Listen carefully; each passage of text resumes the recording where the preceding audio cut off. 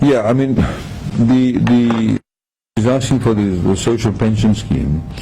That was in fact started off under the Beni Marama government, where we recognized that a lot of Fijians, in particular a lot of females, who were never employed in the formal sector. So when they reached old age, or when they retired or stopped working, they had no form of social security. They had no income.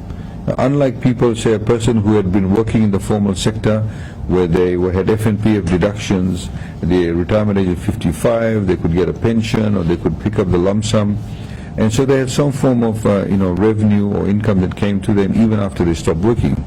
A lot of women, for example, who live on farms, have been doing farming, living in the villages, in the maritime areas, or people who sort of worked in the informal sector where there is no FNPF paid, what in Fiji we call house girls. Unfortunately, we say house girls or housemaids. A lot of these people have actually gone through their entire lives working for people, but they'd never had FNPF. So when they reached later on in life, they had no form of security. This scheme started off, we started paying $100. So it started off with a lesser payment, then we now reached $100. It was at the age of 70. Now it's been reduced to the age of 65. So Ms. Bano will be entitled to this once she reaches the age of 65, as the current policy does state.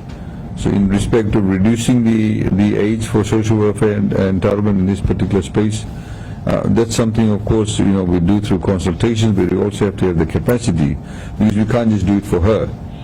We have to then do it for everybody else at the age of 55, and we found a lot of people still at the age of 55 are fairly mobile, and people in particular who work in the informal sector continue to earn a living from that particular source that they have. So at this point in time, we won't be able to say to Ms. Bano that we will reduce it to 55.